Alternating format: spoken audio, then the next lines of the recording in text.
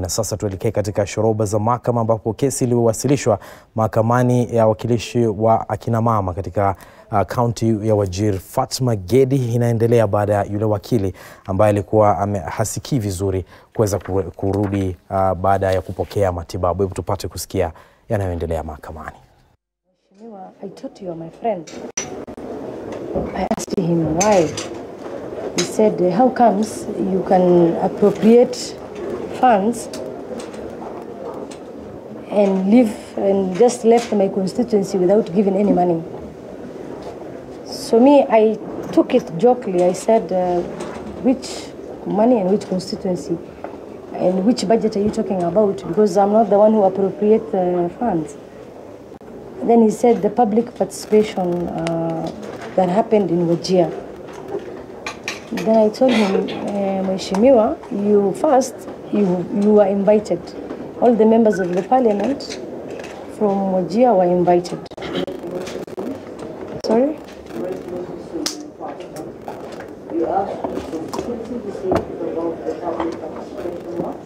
Public participation, budget and appropriation committee went to Wajir to collect the public views about the budget. So I told him, Mheshimiwa, you know the procedures. The MPs, all the elected MPs from that constituency and the counties, and they were invited to come and mobilize their people and give their views. So at that point, I could confirm that time to him that the invitation went to all the MPs. And again, I told him his constituency, that was the headquarters of the county. That's where we did the public participation. His people came. Even the governor was there. All the constituencies were represented by the MCAs and also the public. Then he told me, no, you're not fair. You know, you've decided to put money to these other constituencies and left mine. So I told him, it is not about me, it is about the people. And as what we usually work with, we work with the demand and the views of the people. And your constituency, I can remember, your people, their priority was the market.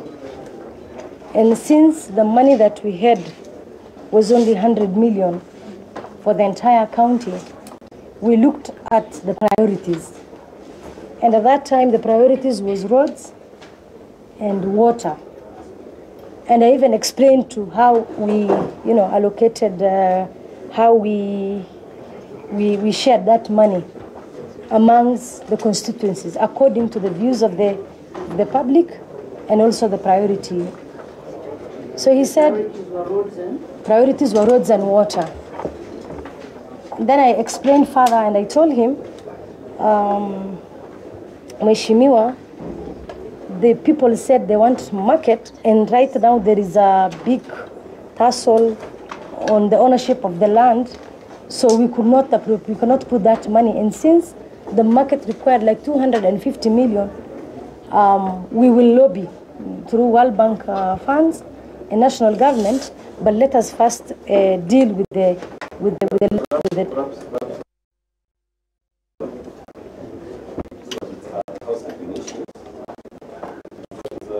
we were supplying a statement by the witness.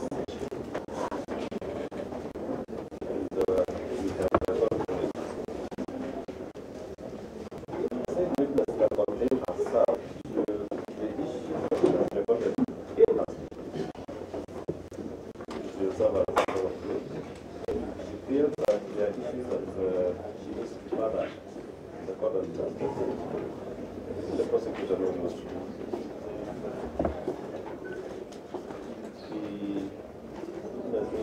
so that we can be able to interrogate and know what it is that otherwise we would love that she proceeds and continues writing a statement that she among the non-issues that we have not discussed. The witness is just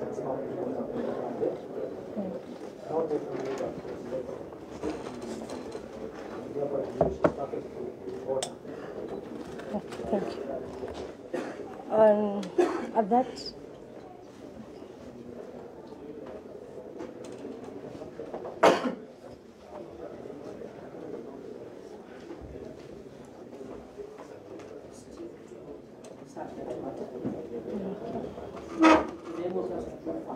okay.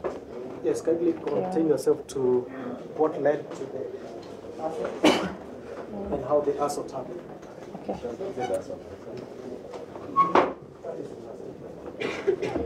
So, Your Honor, at that point, when I was explaining, the Honorable Member told me, "No, you are a liar, you stupid." And at that point, I was still explaining and convincing the member that it was not ill motive, it was, I told him, Mheshimiwa, you were supposed to mobilize your people and present, and you yourself, you are not there. So at that point, he told me, you stupid, you are lying. And he punched me twice. And to me, it was a shock because the conversation started, friendly.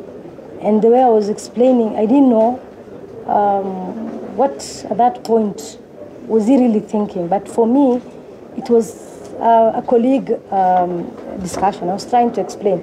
So he punched me twice, and I was shocked. And then immediately I saw blood coming out from my mouth.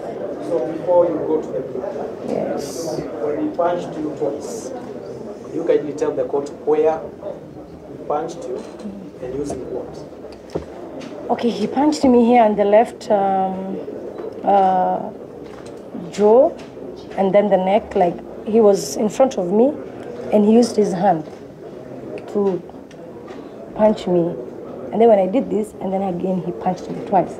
So at that point, I was with Honorable Gladys Wanga. She, came and tried to pull him aside, and he was still coming to me.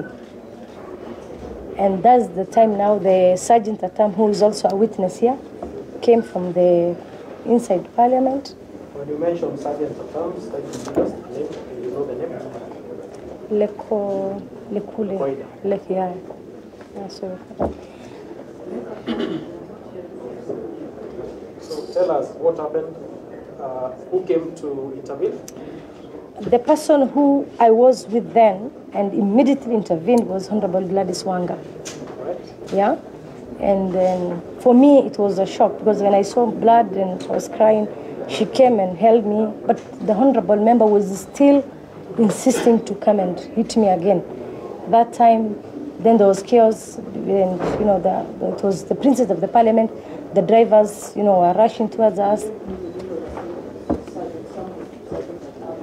What did Sergeant Lokedo do? He came. When he came, the sergeant at arm, Lokiro.